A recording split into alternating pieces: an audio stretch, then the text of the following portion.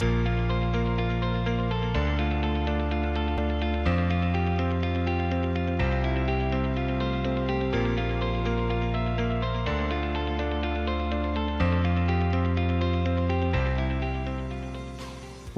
really, really good to hear you, and I'm terribly sorry I won't be able to be with you today. So it's yeah, we have a few meetings which I couldn't move in Dubai and Abu Dhabi, but it's really fantastic pleasure to be with you online. And let me try to, in the next half an hour, talk a little bit about the new materials which we try to develop for the future, but with the angle of really sustainability. And so you know that there is quite a complex energy production landscape that we've got, and these days the level of the renewable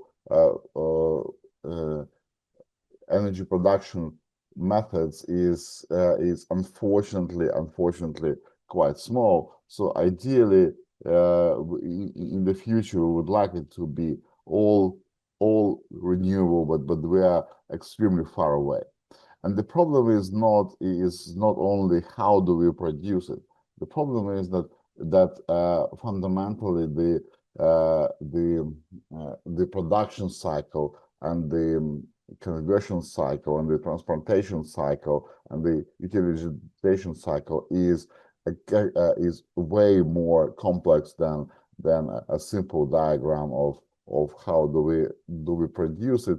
So if we are really realistic about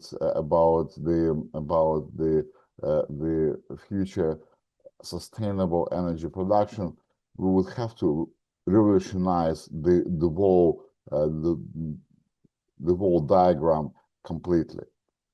And this is not a very easy thing to do. So you see, just going from here, going into the sustainable production is requires changes not only in energy production, but also in energy conversion, in energy transportation, in energy storage, and how do we utilize energy. Now that's the way how do we develop this cycle really depends on the future of the future energy model which we are going to take. So, and there could be many different models. So you can think that the future is mostly electric with a little bit of hydrogen. So you get electricity from the renewables. You probably store it in hydrogen for temporarily, and then use electricity and hydrogen for the transportation. Or it can be hydrogen and carbon, where when you take hydrogen from the oil, from the hydrocarbons, and then use the carbon for the construction materials. I mean, you could have some very weird scenarios. You don't need to change anything. You just take the CO2 from the atmosphere through the forestry and so on. I mean, it's a possibility as well. It's very tough possibility, but it's a possibility. So, but any of this scenario really require a lot of investment. And the problem is that traditionally the traditional scenarios guarantees you the investment because they would bring profit. So you put investments, but then it would, so anything, any of this scenario would generate a profit, and the system is usually optimized for the profit. Now we have to change this, and we have to optimize the system for the sustainability. And that's a big and that's a big if, and that's a big question. Can we optimize our energy production landscape so it would be optimized not only for the profit, but it would be optimized for the sustainability? And really, the big question is, can the sustainability be profitable by itself? So traditionally, what we have now is the very centralized energy production. It has its own pros, so because it's of course robust, so you don't need to think about the distribution that much, so it's already being built into the ecosystem by itself. It is easy to regulate. The cons are that it's completely supply driven. So supply is the king here. It's not very flexible, and the consumers don't have much choice as well. But in the future, that's not going to be the case. In the future, you would have multiple small energy suppliers. It can be local wind turbine. It can be local lights, solar power system, and then you would have, but then you would need a lot of interconnects, because you always produce either an excess of the electricity or not enough electricity. So you would have to create a very complex network of those energy supply systems, and that's exactly what you would need. You would need a very smart grid, which is based on new ways of energy generation, but also the new ways of the energy storage and the new ways of the energy transmission, but also as a grid which is equipped with the extremely fast system, fast contract system, which would those smart contracts based on the blockchain would be able to communicate you those quick energy transition. So such a system should be able to balance a complex energy network, and through the smart contracting, it would allow fast but efficient energy transition. So and then materials play a very important role in this, in all this schematics. And let me just very briefly remind you why materials can be a decisive factors here.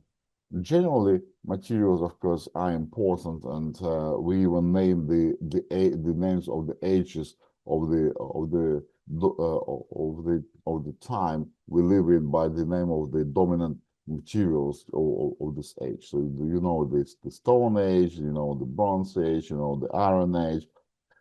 A good question would be, which age are we living in now? And probably for the first time in history, we have quite a bit of a choice, because we can call our times to be the digital age, or maybe the nuclear age, or the silicon age.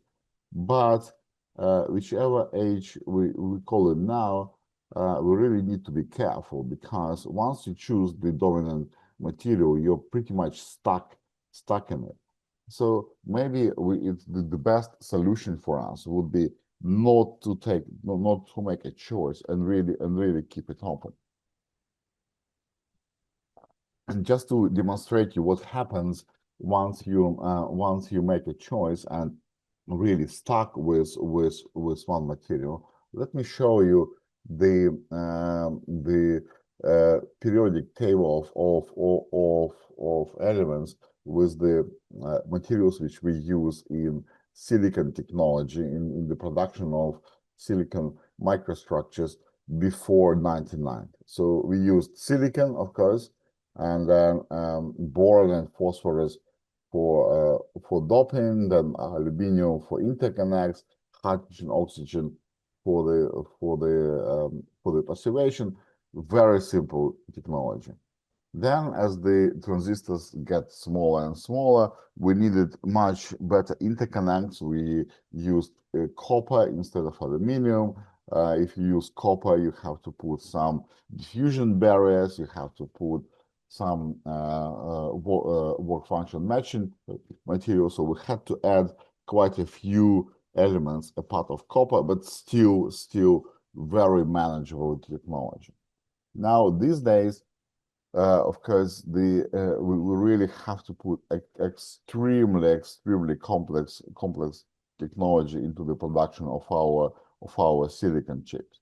And the reason why we have so many of those is because we really stick with one material and we keep adapting it for the modern requirements, and that becomes more and more demanding task. So something which worked fantastically well 70 years ago, these days became a very complex operation. Just to demonstrate how complex it is, so here is the periodic table of elements which we use, which we have in our body, and you will see that there are way more elements in our silicon technology than we have in our body, and yet our cells, as the computation or as the mechanical machines, were way more complex. So it basically tells you that probably somewhere we went on the wrong pathway. Maybe at a certain moment we should have changed the dominant material, but we couldn't do it because of the economical reasoning. And this is really true not only for electronics, it's just generally true for any technology. So our world is very much determined by a few materials. So as I said, electronics is all silicon, construction is steel, space, aluminum, and then our limitations, just being limited by those few materials, narrows the opportunities of our technology. Ideally, you don't want this. Ideally, you want to have the freedom when you design new devices, new structures, and then you can create a material which suits your design. And the examples of those do exist. So we have the heterostructures, we have the composite materials, and so on. But unfortunately, the level of the utilization of this kind of scenarios is extremely limited. So in the ideal scenario, what you want really, you want to have the ability to design a new material from scratch for any new applications. You don't want your designers to be slaves of the material. So when a designer creates a new electronic device, he or she needs to go into the books and check what silicon can do for me, what's the band gap of silicon, what's the work function of silicon, and so on. Ideally, you want them to design a new material from scratch and then being able to create a designer material for them. And that's exactly what the platform, which is based on the two-dimensional materials and graphene in particular, offers to you. So there's a family of the new materials which is only one atom thick, but it has many different properties. So graphene is one of the representative of this family. There are many others, and they can offer in a combined manner. They can offer a large variety of different properties. So these days we have a huge range of the production methods. How do we create those two-dimensional crystals?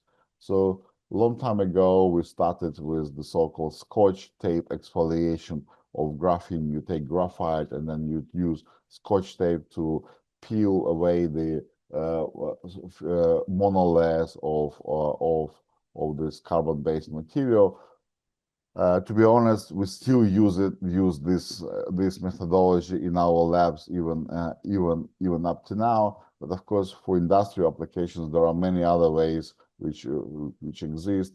One, say, for electronic grade application, we would use chemical vapor deposition. When you run a carbon-containing gas on top of the hot catalytic surface, you crack this gas, the hydrogen flies away. So it's also a way to produce hydrogen, and the carbon rearranges on the surface to produce the two-dimensional material.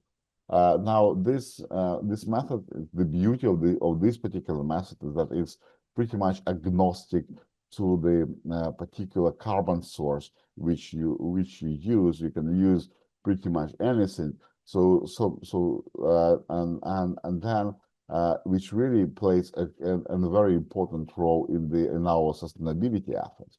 I'm sure you've seen pictures like this anywhere in the world, where we have those flares on top of the of many petrochemical plants or the refinery plants, and so those flares are because it's much better to emit CO2 rather than methane. So we burn the supporting methane, and so in order to emit CO2 into atmosphere.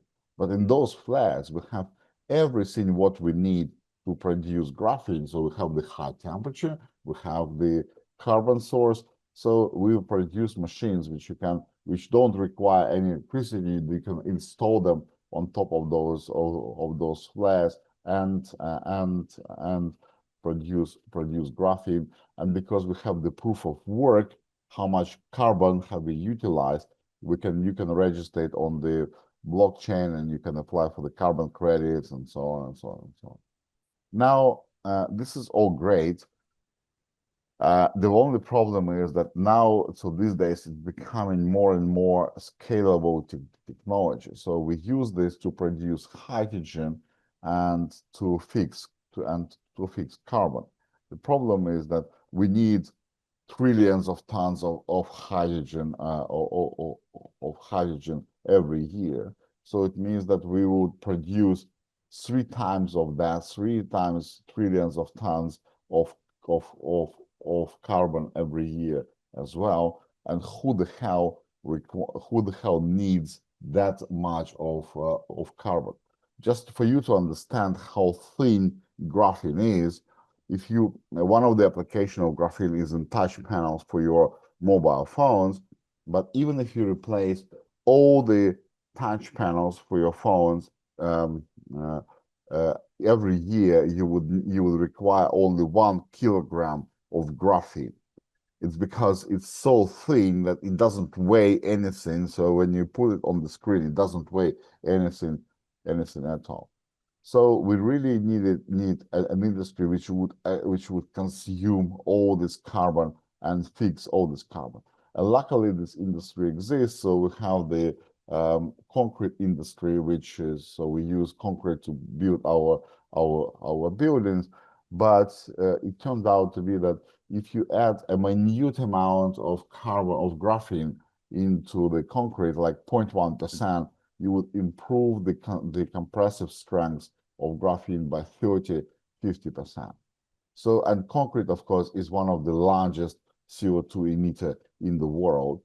So what you do, you take carbon from the atmosphere, turn it into graphene, and by adding into concrete, you reduce the CO2 emission even further. And for me, this is an example of the spiral economy rather than the circular economy. I don't think circular economy is going to work these days. It's already too late. So we really need spiral economy, and graphene could be a very good participant of this spiral economy. And then there are many other ways how to produce graphene. But then, as I said, that a part of if you take not only the lead pencil, you take other pencils, you can produce other materials, not only graphene, from to be two-dimensional. And then if you have access to all of those two-dimensional crystals, you can design new materials from scratch. So you can create new artificial materials which don't exist in nature, but you can create them in your lab. and so on. Now, that's looks like the end of the material science, because you basically create the ultimate materials in your lab. So what else was the atomic precision? So what else would you like to design? And we've been thinking about this for some time, and we've been thinking is what is the next level of complexity? What's the next level of materials do we want to create? And rather than answering this question myself, let me show you how other people answered this question before us. So here is and here is the few frames from the famous Terminator 2 movies, which was made in '91. And the plot of the movie, as most of you would know probably, is that a robot from 2029 is sent back to 1991 to kill Sarah Connor and her son. And the only reason I'm showing it to you to show how how people back in '91 thought our future materials are going to be. So they're going to be made from liquid metal, self-healing, adapting, changing color, changing shape, and so on. So I drew this slide a few years ago, but I've got very, very bad news for you, that even though we've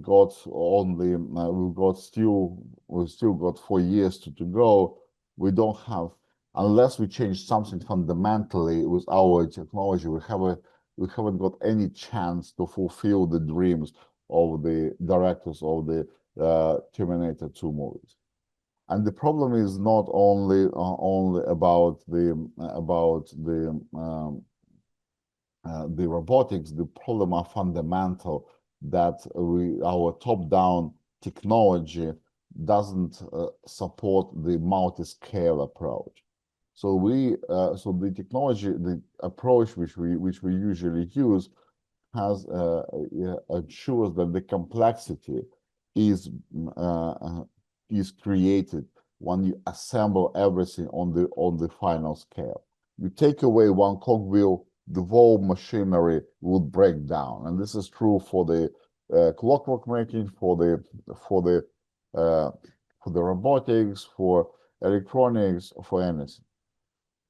Now, if you think about the biological systems, for example, the complexity there is spread across all the possible levels. Like individual proteins, they're functional in their own rights. Individual, like the membranes of the cells, the organs, the functionality there is spread across all different levels. If you take a membrane of a cell from the cell, you can still use it as a functional material. It will still operate, and that's exactly what we thought we need to do. We thought that we need to try to create the so-called functional but intelligent material. So let me give you one example of what I mean. Graphene, one of the big applications of graphene is in water desalination. So you can create functional membranes which filter salt water really efficiently. You produce the fresh water, and membrane technology is becoming more and more important in our daily life. Say in Singapore, 99% of our water goes through the membrane, but even though that you use membrane, you would always have to control the quality of the water which goes through. So you have to put a sensor downstream which controls the quality, sends a signal to the computer. The signal is being analyzed and sends a signal to the actuator to open or close the valve in case of some funny toxic elements being present. But now imagine that our very membrane has components which are sensitive to the presence of those toxic species, and upon their presence, they would change their conformation, and they would change the pore size of the membrane, and such opening or closing the water strip. So in this case, your membrane itself, the material of the membrane, acts as a sensor, as a computer, and as an actuator. And that's exactly what we would like to do in our technology. We would like to make our materials intelligent and delegate some of the functional properties on the material level from the system level. So I should say that it's not a very simple. I won't go much into details here, but it's not a simple task to design such smart material. Generally, we try to design them in the so-called glassy metastable state, and that is not that far away from how proteins in your body operate. So proteins in your body, they're so versatile and so functional because they can be conformed in many different configurations, and they can give you that each configuration will give you certain functionality in terms of catalyzing of a specific reaction. And that's exactly what we're trying to do from our materials, that different energy configurations, different conformations of our materials would have different functionalities. Now, when it comes to the design, the traditional physics approach doesn't really help because physics doesn't like to work with the metastable state. So instead, we have to use increasingly a lot the dynamic machine learning approach, and we have to use a lot of the robotics facility to generate enough data to create those materials.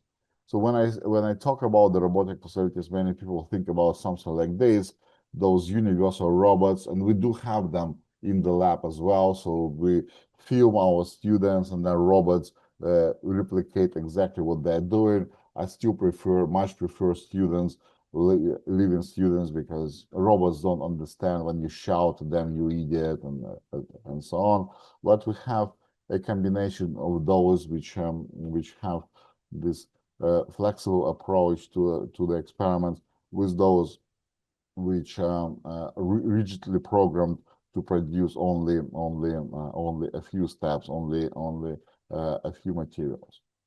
And so these days we try to create very complex materials, for example, complex alloys, and it works in the practice. So we make alloys that can, for example, emit light at different parts of the spectrum. They work as very efficient catalysts. So these days, catalyst is everything. So you want to create a catalyst which is as efficient, as versatile as platinum, and use it for electrolyzers. The only problem that if you create machine learning approach with all the data which we create in the lab, you won't be able to explain the behavior of those materials. So we're really missing something on the way. So I should tell you that unfortunately, these days, the most of the approaches which we utilize for the materials design in terms of the machine learning do not work, or work not as good as you would like them to be. And it's not only that we are the idiots. So many other people also fail. So here are the numbers from Google. So they created a database of more than 2 million materials. They identified almost 400,000 of them being stable. But then when you try to synthesize them, you really fail. Now you cannot synthesize new one, because it's one thing to predict a material, but another thing is to make sure that it is synthesizable, that you actually can appear in a particular state when you use the traditional synthesis method. And the situation is even more complex, because usually those systems, they would predict new materials in some simplistic forms, like but in reality, we never use the simple materials. So we never use simple iron. we use alloys, right? And alloys is a very complex material by itself. And we're not only using alloys, we use the properties of steel is determined by its microstructure, by its crystallites. And then, for example, if you want to use it for catalysis, you would have to create nanostructures out of this. Same for electronic materials. So for silicon, you don't use pure silicon, you use doped silicon. You create PN structures, PN junctions. So you create some nanostructures out of this. So you never use the pure material. So that's exactly what we're trying to change. So rather than going from material structure to the material properties in our AI approach, we start with the synthesis and we try to relate it to the material properties. So we try to look at the synthesis. During the synthesis, we try to identify the intermediates which we create there, and we try to create a database of all the possible, and actually landscape of all the possible chemical reactions there.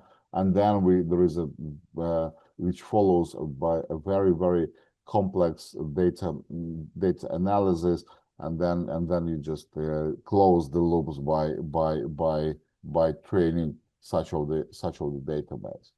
And I just wanted to show you a few examples of this dynamic materials which we create and the dynamic machine learning approach. So in our machine learning, we really use the dynamic approach, and here how it works to describe the behavior of the dynamic systems. Again, we can use it for anything. In this case, for any dynamical system. So in this case, is applied for the problem of the protein folding and unfolding. You know, the AlphaFold got its Nobel Prize for finding the ground state of a protein. Here we try to solve it for the excited states, but for the to find the partially metastable states when you unfold a device.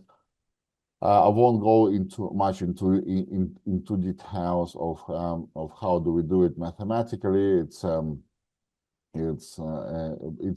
physics informed approach. But we only put very basic physics there, so only Ansaga principles. But if you do everything right, you create a landscape of energies in some strange coordinates where you predict the minima and maxima of the free energy, and then you could see that if your trajectory passes through one of these minima, you will be stuck there. So that's your metastable state. That's something which can rectify energy, and which can be potentially stable, and where you can use the state which you can use for a particular application. Now, I'll just, at the end of my talk, I'll just give you a couple of examples of how it can be used for practical applications. So here is the example of the high entropy alloy. What you see on the screen is the transmission electron microscopy image of such a material. So individual, the tiny dots which you see on your screen are individual atoms. And then we designed it in such a way that it will have the self-healing properties. So here we drilled a hole through the middle of this material, and if you design it right, this hole is going to disappear and completely being regrown as we look at it. And of course, it's not guaranteed. So in most materials, if you would drill this hole, it would actually get larger. But in this material, this hole is completely regrown, is completely disappeared. It's absolutely impossible to describe the behavior of such material using traditional physics approach, but we're using our AI approach to explain its behavior. Another example is the smart drug delivery, where we create nanocapsules which can open or being closed depending on the external conditions. You would swallow it in a closed state. It would go through your stomach where you have very harsh, very acidic conditions, and then it would open up only in your intestine or in your bloodstream. Unfortunately, I haven't got TM images of those nanostructures opening and closing, but we're using them a lot, you know. So it's already working in vivo, but we create macroscopic structures of examples of such materials which change their mechanical properties depending on external stimuli. So you can stimulate it with the external light, with temperature, with humidity, with pH, for example, and so on. And the last example I wanted to show you, it's not really a material, but it's a dynamic system combination of the living and material systems.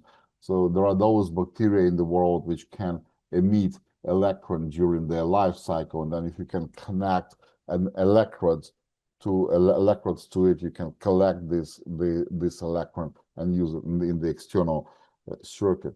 But of course, it's a dynamic system. You give it sugar, and those bacteria proliferate, and you can and they grow and grow and grow. And to describe this, we also use our AI approach. So these days, you actually don't need those gigafactories to create batteries, but you can grow your batteries simply by feeding sugar into bacteria.